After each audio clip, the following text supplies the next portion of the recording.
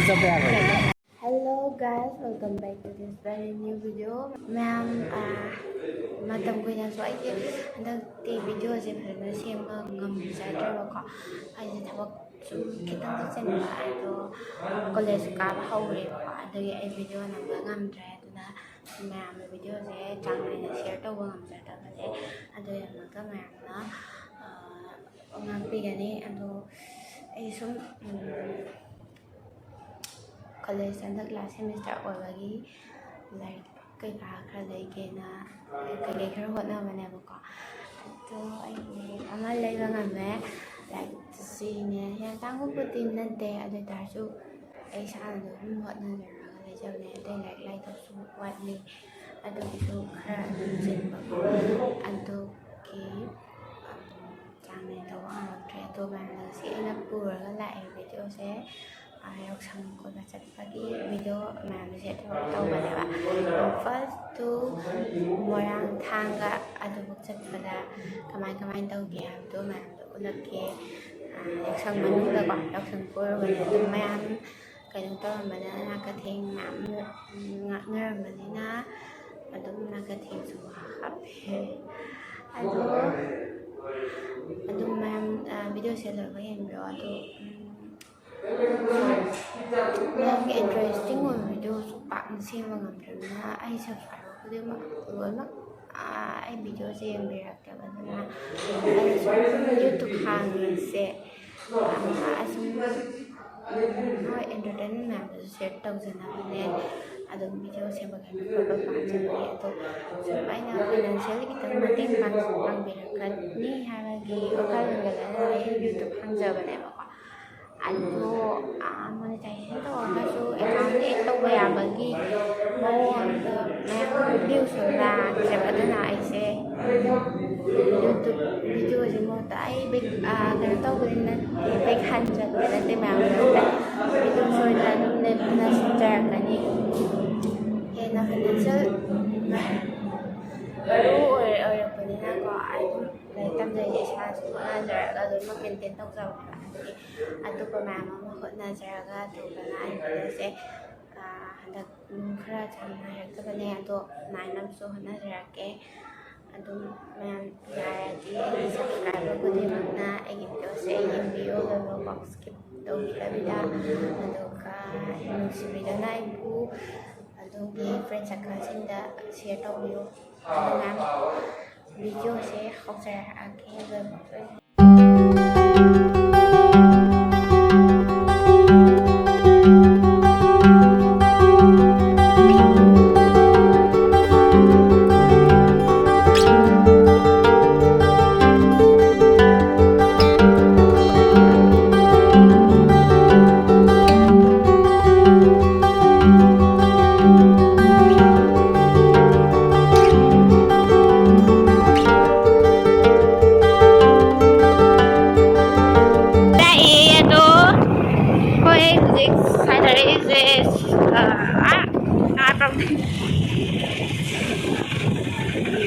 sabi yung salam mawala din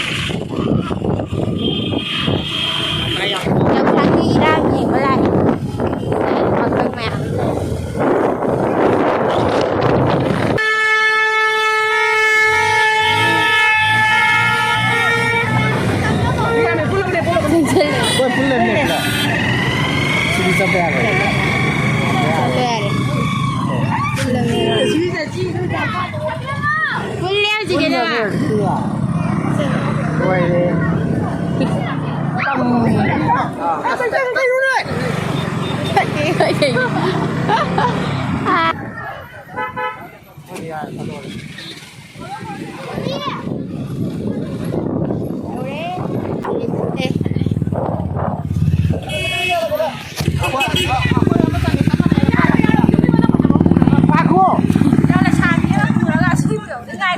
Dapat terus.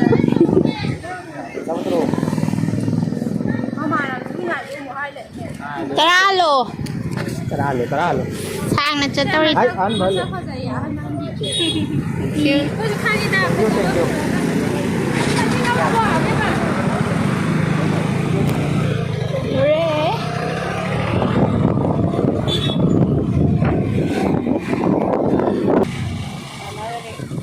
어떤 거를 잘해주세요.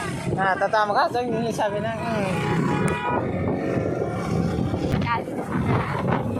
Ang double ako mas. Udin.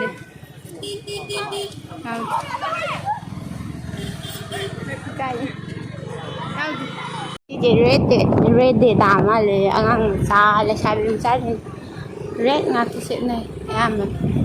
Ako di. Malahong kita dalo. Tama mo din. Ay ito may batata mo.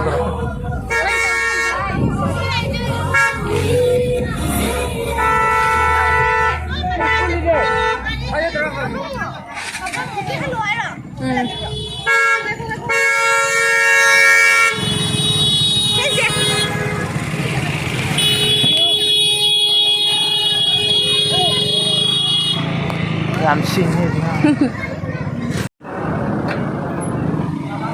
Really chali học sinh sport ki ngang đấy cái người gì Fido coaching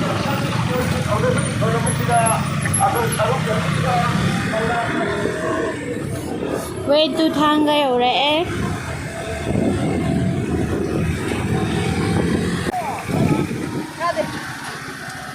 Yo ko di pull lang. gusto ni ko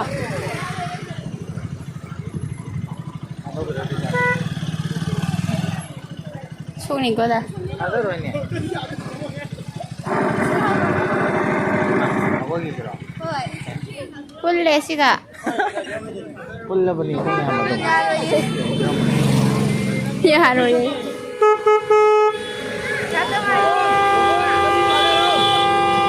se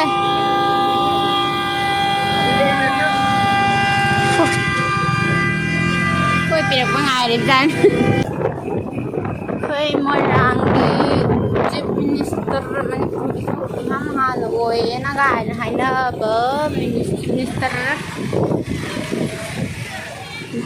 Ani magkat pa niya. Còn y reng, môi ràng khơi reng hai nơ betul Magi murti Mayan slow, setengah men Và Ito yun na. le, này Sai, đã lôi lầy rồi Rao tang pa le. Wah, ni mama mulai pada ada betul tu. Anak kata ni. Sa lâu rồi Kaya i pa rin naman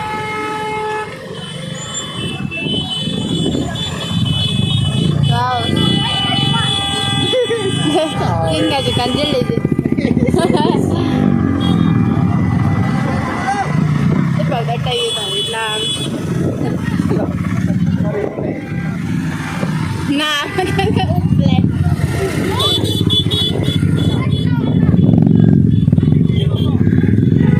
Kaya rin yung sang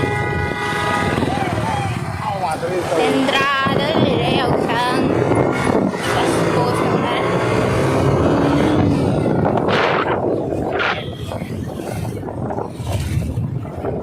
Tahu ka lang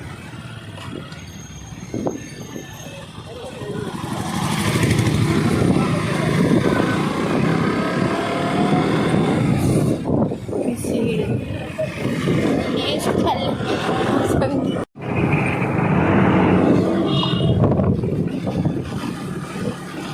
Thang em chẳng hả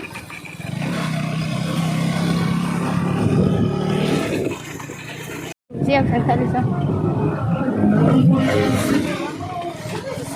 Saya kata thang mai tu. Transport That's the way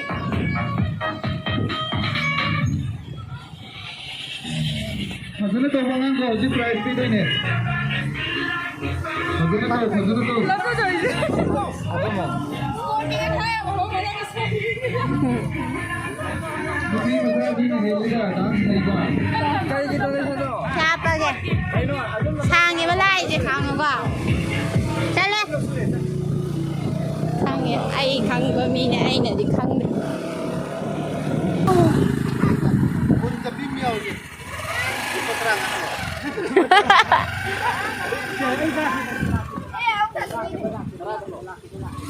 ကျိုးမရဘူးတို့ကိုက်ခဲ့တို့ခက်တဲ့နဲ့တို့လောက်ရကြတော့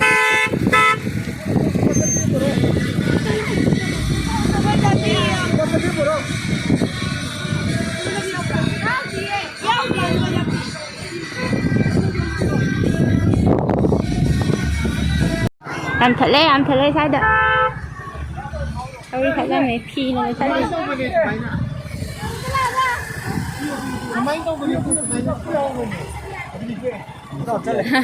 cái view này này cái này thì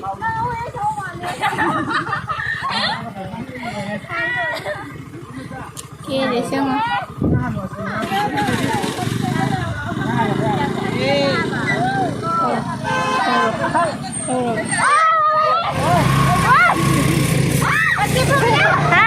halo gue piye kan udah ingat sih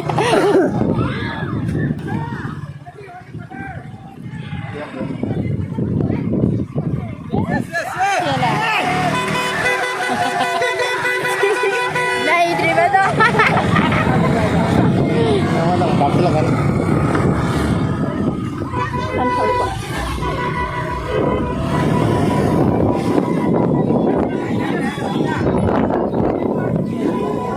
nồng mấy cái phay rồi Hey, ai sang ngày còn tự, sang cuối này nè.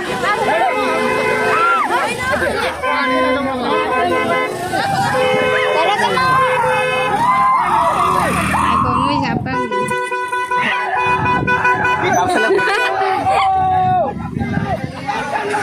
Ang cái này chưa apa kì? Thâu được không? Thâu được. À, chơi lại kì. Đây.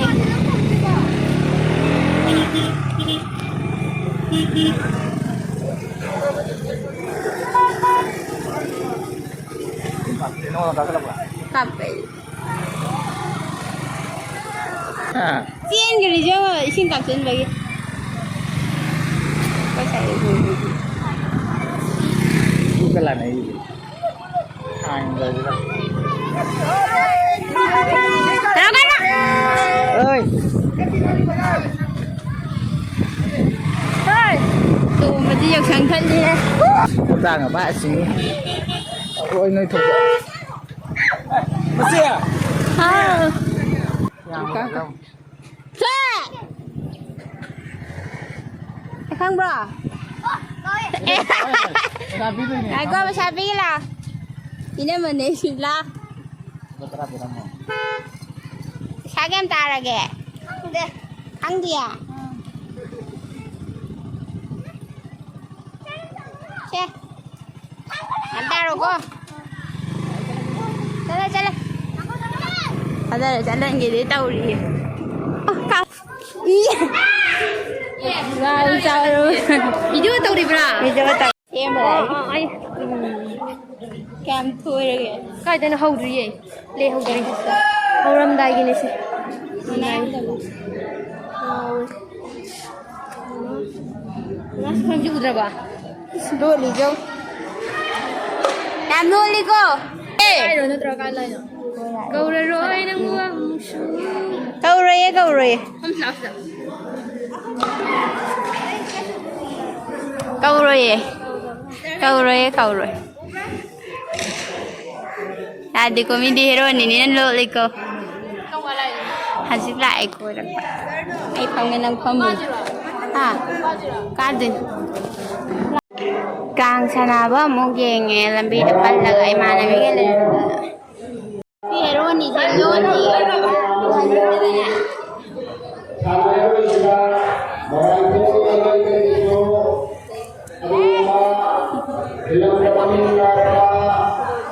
Lakshmi manahan receipt tawiri sila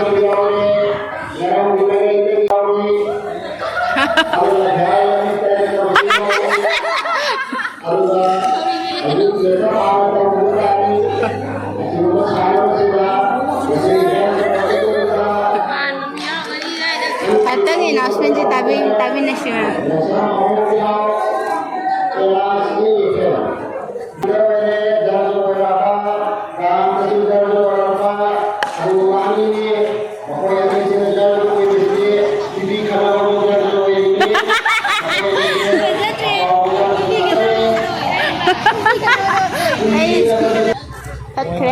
lấy เกร rồi ย์ผัดเกรย์ ba lấy ra là cô มาสั่งเลยได้ไหม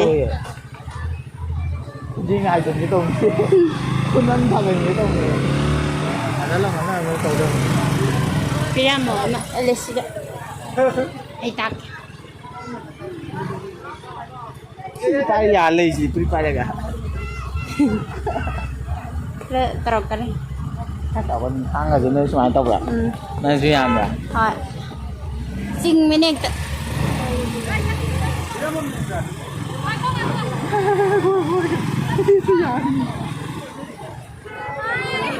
Silaw! Silaw mo. Abang rap. Silaw! Kaya tara ke? Ay sang eh. Salo gi.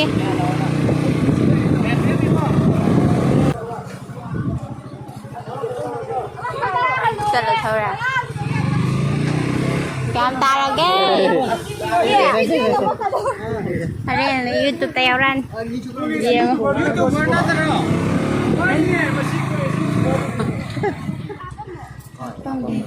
Ang sisay.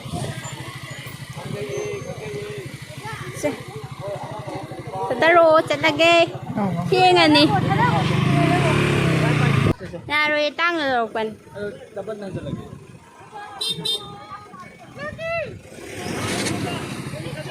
nang phone dalawa kaya Nanti botalian bas. Set ke?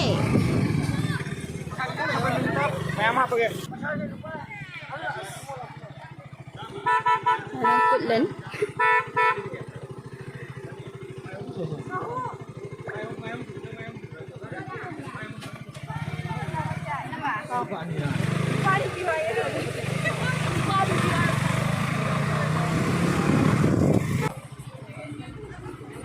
Adom ya bane round chat pa.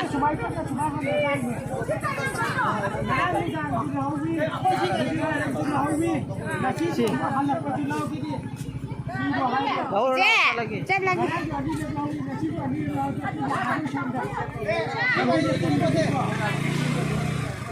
Jangan gigi nama.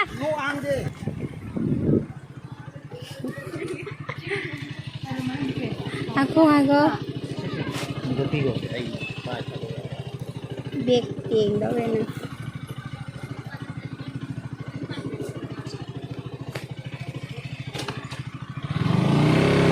Chắc là bị á. Chị cái mà mình rồi tôi ta.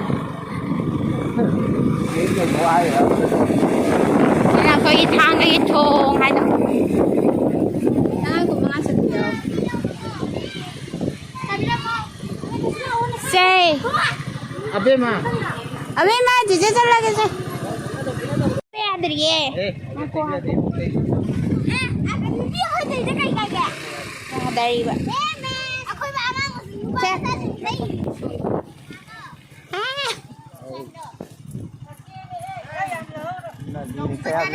Ay kutle. patrabi to mo ano Ta sa biyaw daw. Loy la hore. ila mo ka to Su daraya utre silo ka. Doon sa chalo kike. Ay sige dile. may sabi nga manin Tara chat biyaw dile. Tang le silo ra sao. Loy la hore ba siya. pa sabi na mo Si ta gare. Sao no ka no tawre loy la hore mo pa siya. Se. Agre.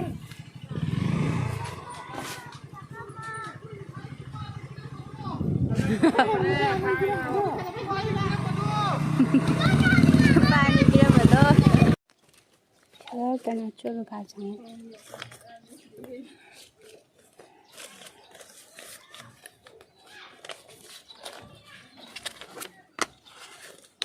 Tapang. Bale ko mapag. Talaga. Nga po ang ano. Lao. Lao. ai đi nơi thật tao vẫn tự Cái ai không được bro. Anh ơi không được rồi anh Cam ta ra kìa. Ba, cái gì đây? Phải tao rồi con sẽ lên.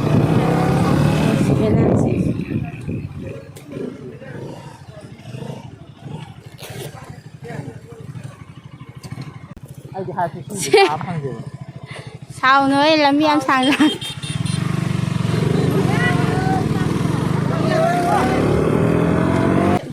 cái đấy nói gì 이거 따라 그러면. sang cái này gì pha lấy con nào con này pha lấy là con này lùi đi bây giờ đuôi này sao nữa gì 그럼 차 소리 나오더라. lùi thì nó bẹt tiền xe à chui vào rồi này vậy 차가 뜯었어 이거. 도란. xe ra đây cô xe xe cái răng gì càng bù mà lại anh đi sang ấy hai 이빨 전에 이거 참을 리로 삐우. 옌. 거의 밤 자리 건더지. 세 아이 가오라 봐 시원 야 그냥 가당디 이거 따라 뭐. 세 이러면 네 anh muốn dùng thật lệ bà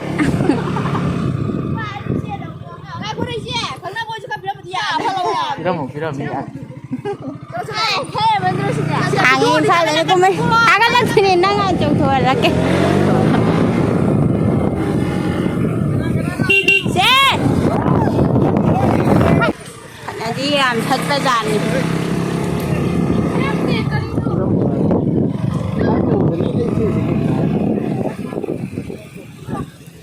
hầu đây cả quân này tập trung riết